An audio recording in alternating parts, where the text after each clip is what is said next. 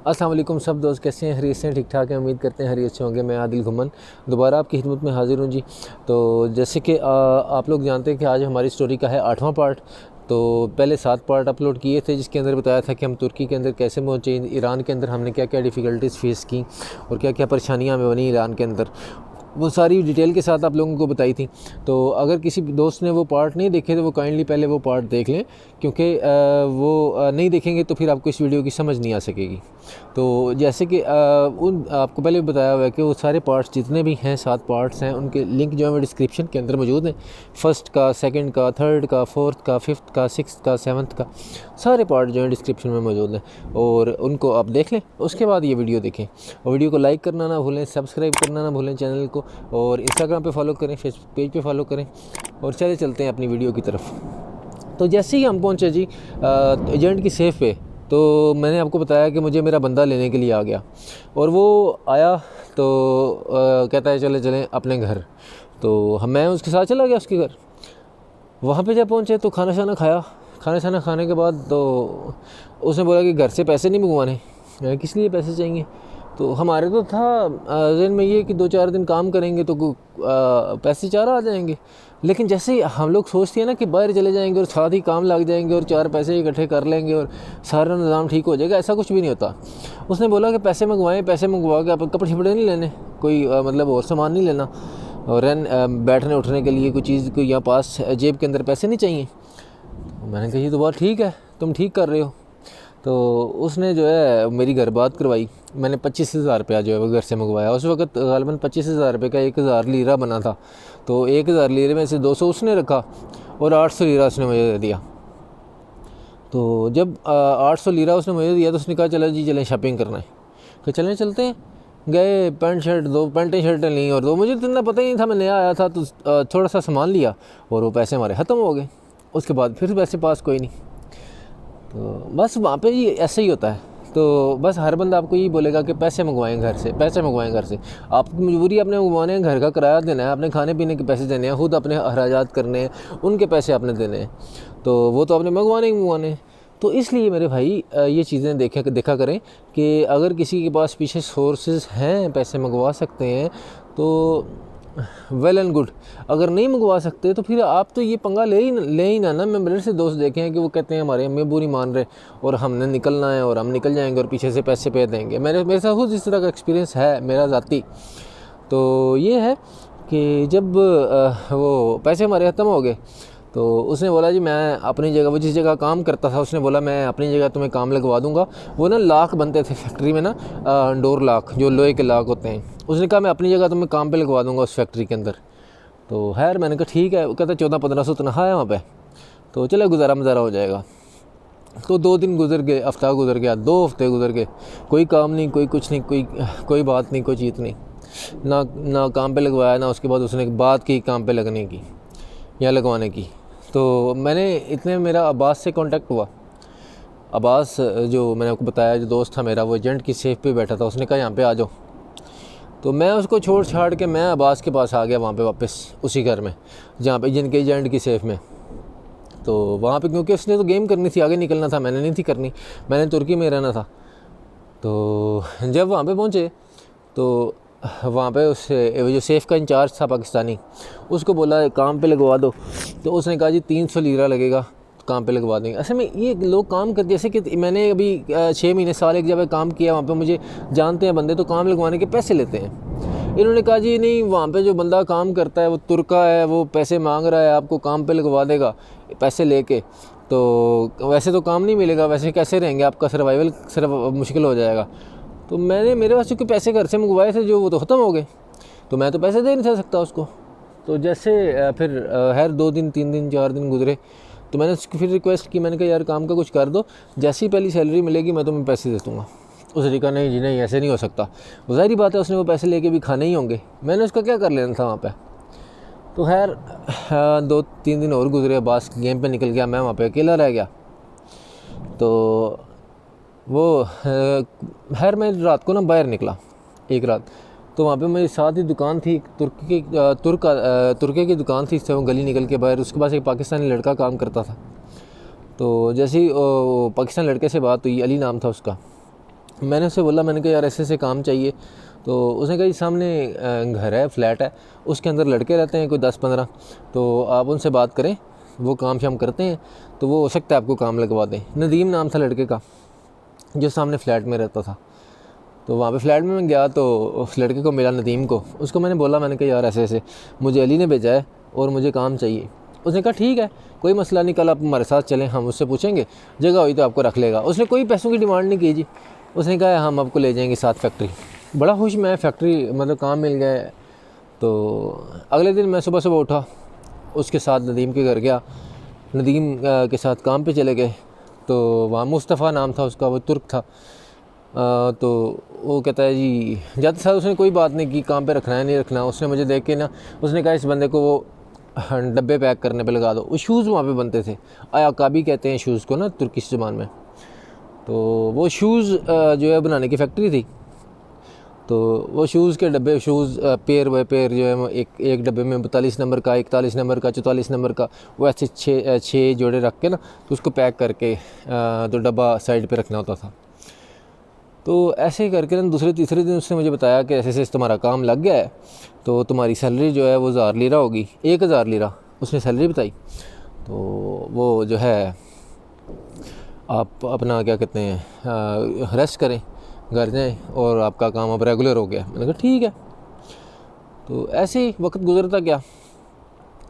तो मेरी ड्यूटी लग गई वहाँ पे ना, वो तबान कहते हैं, शूज़ के नीचे जो तला होता है ना, उसके ऊपर वो लगाने की समाज से लगा के और वो शूज़ जोड़ते थे, वो मैं वहाँ पे काम करता था। तो वहाँ पे खैर महीना गुजरा, 2 महीने गुजरे, 3 महीने गुजरे काम करते हुए। मैं अच्छा बंदा था, वो अच्छा काम हम करते रहे। मैंने वहाँ पे काफ़ी देर काम किया। तो वहाँ से जब मुझे एक कॉल आई, एक मेरा रिश्तेदार था यहाँ पे, वो जिसका बताया, मेरा रिश्तेदार था इटली में, इसने फ़ोन किया मुझे कि इसका एक भांजा है वहाँ पे तुर्की के अंदर। इसने कहा उसके पास चले जाओ तो आपकी गेम करवाते हैं ग्रीस की। मैं बड़ा खुश, मैंने कहा चलो ग्रीस जाएंगे। तो वहाँ से निकला, मेरा कारा दनीस मोहल्ला था, वहाँ पे आया, उसी रहाइश में वो रहता था। लड़के बड़े अच्छे थे, उमर था लड़का, उसने गुजरात का था, उसने रिहाइश ली हुई थी। तो रिहाइश इतनी अच्छी नहीं थी, लेकिन ये है कि बड़ा मज़ा आया जितने दिन रहा वहाँ पर। मैं जितने दिन तुर्की में रहा फिर मैं वहाँ पर ही रहा हूँ। तो जेबी मेरा दोस्त बन गया, वहाँ पे लड़के रहते थे 3-4, तो हमारा बड़ा अच्छा टाइम गुजरा वहाँ पे। तो वहाँ पे जी बैठ के गेम की वो क्या कहते हैं इंतज़ार में कब करवाते हैं। तो ये इसने बात की हुई थी जो इटली में होता था। इसने जनाब वो कहा मैंने गेम की बात कर ली है, आपको निकाल रहे हैं गेम पे, तो तैयारी कर लें। हमने कहा हम तैयार हैं, आप आवाज़ दें, हम हाज़िर। तो खैर एक रात को निकलना था गेम पे। तो वो अवैस जो है ना, उसका प्लान रह गया। उसने कहा जी मैंने नहीं जाना। मैंने कहा ठीक है ना जाओ। वल्लाह आलम इसने मना किया, वल्लाह आलम वो खुद उसका दिल नहीं किया आने का। तो मुझे वो ले गए, वो अपना अरनोतखुई तुर्की में एक जगह है जहाँ पे हमने की थी, गेम की थी पहली ग्रीस की। तो वहाँ पे अरनोतखुई जब पहुँचे तो वहाँ पे सेफ़ का पहले तो मॉल देखा नहीं था वहाँ के ग्रीस की गेम में सेफ़ कैसी होती है। तो जब वहाँ पे पहुँचे तो बंदे ही बंदे, तकरीबन 100 के करीब बंदा था उसके अंदर। तो बड़ा सुना था कि यहाँ पे नहर पे टैक्सी पे लेके जाते हैं, नहर पार करवाते हैं, फिर आगे टैक्सी लगती है तो बंदा यूनान पहुँच जाता है 3-4 घंटे में। तो जब वहाँ पे 2-4 दिन हमें रहना पड़ा, उसने कहा जी गेम नहीं निकलनी, 2-4 दिन यहाँ पे ही रहें।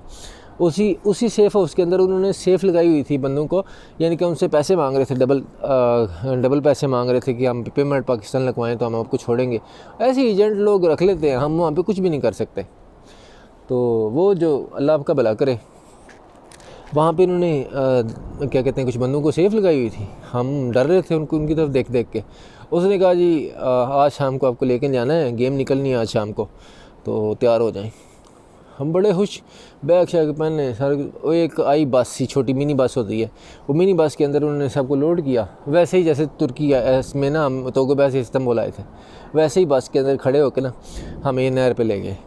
नहर जो बॉर्डर है तुर्की और ग्रीस का, वो बॉर्डर पे ले गए और बॉर्डर पार करवाया इन्होंने, कश्ती पे बिठा के, बोट थी। तो उससे पूछा डंकर से मैंने, उसने कहा कि टैक्सी कब लगनी है ग्रीस में। वो कहता लग जाएगी टैक्सी, टेंशन ना लो, थोड़ा सा आगे चलना है और टैक्सी लग जानी है। वो खैर जब नहर पार की हमने उसने नहर पार करा के चलाना शुरू कर दिया।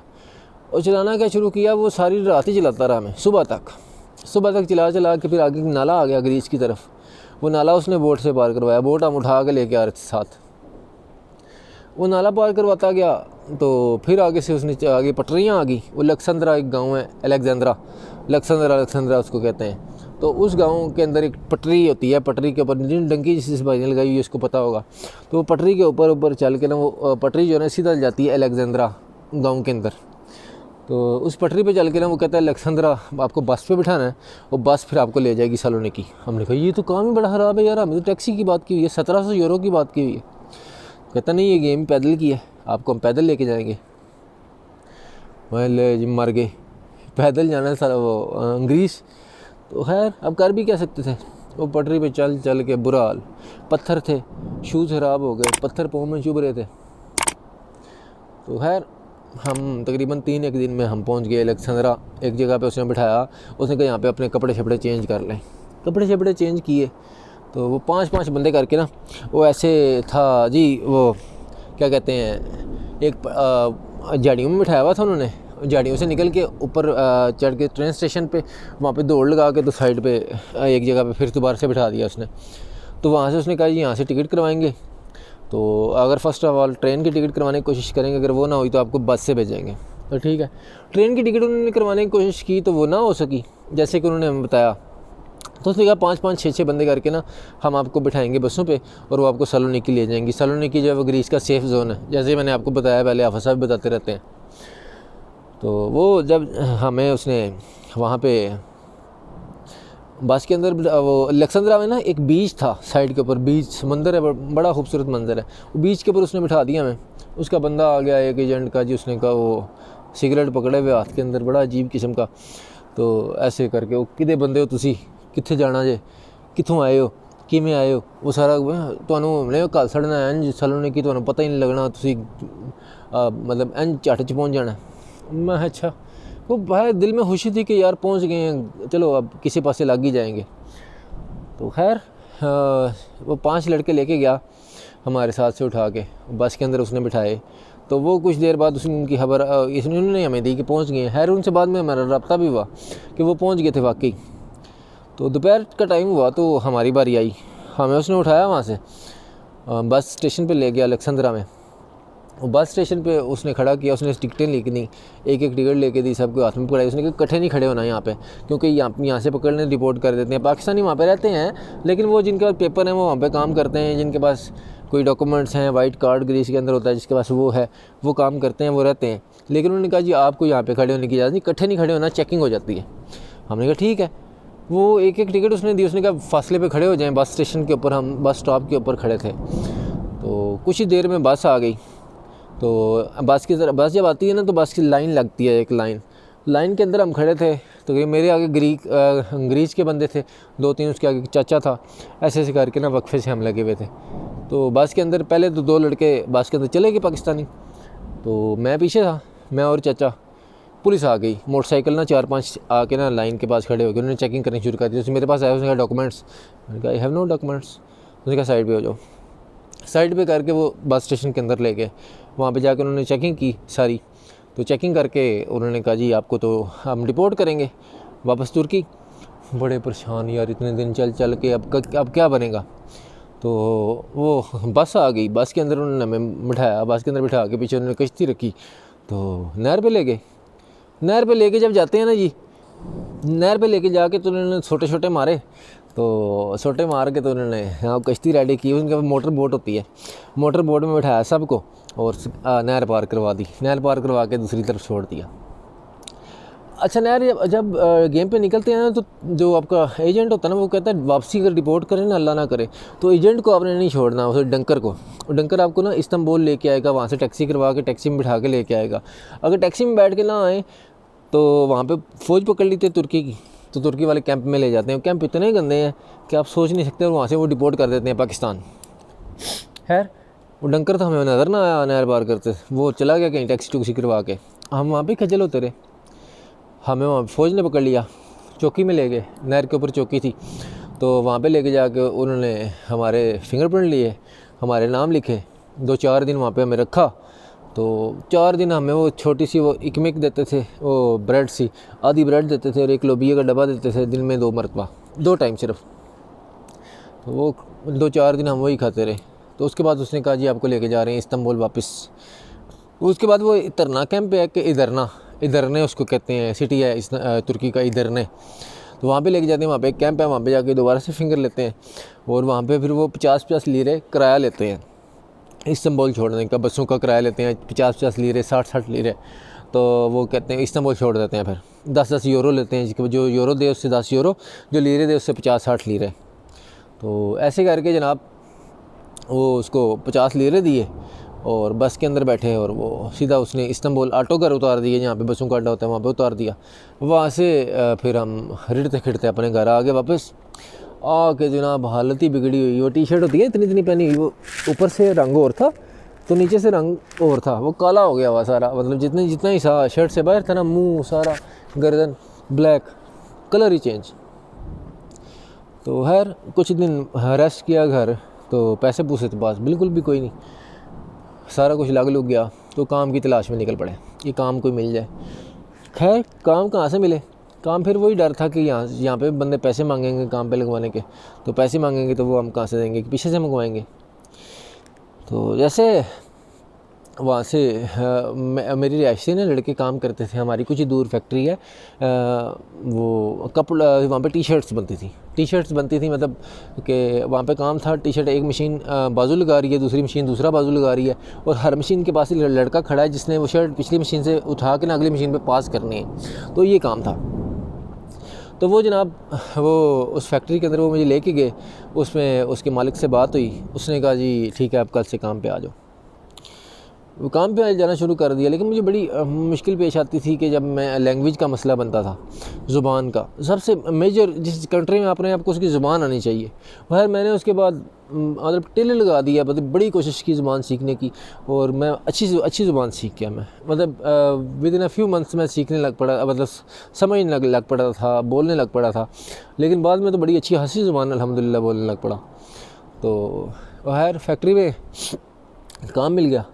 वहाँ पे हम सुबह जाते थे, तकरीबन 7 बजे घर से निकलते थे, 7:30 बजे वहाँ पे पहुँचते थे, और रात को तकरीबन 7:30 से 8 बजे ब्रेक होता, छुट्टी हो जाती थी। तुर्की के अंदर जब आप काम करते हैं इल्लीगल, तो तुर्की ऐसा मुल्क है दुनिया का कि वहाँ पे वर्किंग आवर्स जो होते हैं, मतलब काम करने के जो आवर्स हैं, घंटे, वो दुनिया में सबसे ज़्यादा हैं। 14 से 15 घंटे ये लोग नॉर्मल काम करते हैं और करवाते हैं, सही है। और वेज जो है वो सबसे ज़्यादा कम है कि आप हिसाब लगाएं, 16-17 घंटे काम भी हमने किया है, 18 घंटे भी काम किया है। महीने के कितने पैसे बनते थे यूरोज़ में बताता हूँ मैं आपको, कि 150 से 250 यूरो हम महीने का वहाँ पे कमाते थे, बस 150 से 250 यूरो, इससे ज़्यादा नहीं, इससे ज़्यादा वो देते ही नहीं, कि 1400-1500 लीरे देते हैं और वो इतने ही पैसे बनते हैं, इससे ज़्यादा पैसे नहीं बनते। खैर उस उतने में मतलब सिर्फ इतना ही होता है कि बंदा खा ले पी ले, अपना घर का किराया दे ले, और बस मतलब पीछे अगर भेजे तो वही कोई 5-6 हज़ार महीने का ना भेज दे, इससे ज़्यादा नहीं भेज सकता बंदा पीछे। तो ये जो बंदे कहते हैं ना जी मैं आ रहा हूँ और मेरे पास पैसे नहीं है, तुर्की की पेमेंट मैंने किया है, वहाँ पे तुर्की में पहुँच के मैं आगे के पैसे कमा लूँगा और ग्रीस चला जाऊँगा, ग्रीस में पहुँच के मैं मकदोनिया के पैसे कमा लूँगा, मकदोनिया पहुँच जाऊँगा, फिर सर्बिया चला जाऊँगा, सर्बिया से बोस्निया चला जाऊँगा, बोस्निया से। यार ऐसे नहीं होता। अगर आपके पास पीछे सरमाया नहीं है, अगर आपके पास पैसे नहीं है, आप लोग नहीं आ सकते, नहीं कर सकते, क्योंकि पॉसिबल नहीं है। काम करके सिर्फ सर्वाइवल करना ही मुश्किल हो जाता है। अगर 2-4 महीने आपके पास काम ना हो तो आप वहाँ से आप किराया देने से भी कासिर होते हो, आपका वहाँ पे अपनी रिहाइश में रहना मुश्किल हो जाता है, आपका खाना पीना मुश्किल हो जाता है। तो आप कैसे ये कर सकते, ये आप सोच सकते हो कि वहाँ पे रह के काम करके आप आगे चले जाओगे, जबकि काम आपको मिलेगा वो उतने का काम मिले जितने कि आपके अपने खर्चात हैं। आप घर क्या भेजोगे, अपने लिए सेविंग क्या करोगे, गेम कैसे करोगे। आपके पास इतने पैसे पीछे होने चाहिए कि आपको जब ज़रूरत पड़े आप पैसे मंगवा लो, जब तक आप अच्छी जगह पे नहीं पहुंचते, अदरवाइज़ आप नहीं कर सकते। ये काम बहुत ज़्यादा मुश्किल है, ये पॉसिबल ही नहीं है। तो दोस्तों हमारे साथ रहने का शुक्रिया। वीडियो को लाइक करें, कमेंट्स करें, शेयर करें दोस्तों के साथ, ताकि लोगों में अवेयरनेस लोगों को मिल सके। तो इंस्टाग्राम पे फॉलो करना ना भूलें, फेसबुक पेज भी फॉलो करना ना भूलें। तो मैं अक्सर कहता हूँ कि अपने रिश्तेदारों के साथ, अपने दोस्तों के साथ वीडियो को शेयर किया करें, चैनल को शेयर किया करें, ताकि किसी की मतलब किसी के घर वाले देख के उनको पता लग सके, उनको अवेयरनेस आ जाए कि हमने अपने बच्चे को नहीं भेजना। तो हमारा बच्चा जाएगा तो फंस जाएगा, मर सकता है, माली नुकसान, जानी नुकसान, पता नहीं, मतलब आप सोच नहीं सकते। तो थैंक यू वेरी मच। इंशाल्लाह नेक्स्ट वीडियो के साथ जल्दी हाजिर होते हैं। तो बड़ी माजरत, एपिसोड लेट हो गया कुछ मसरूफियत की वजह से। तो इंशाल्लाह एक हफ़्ते के अंदर 2 एपिसोड जो है मैं अपलोड किया करूँगा। तो अपना ख्याल रखें, दुआ में याद रखें। शुक्रिया, अल्लाह हाफ़िज़।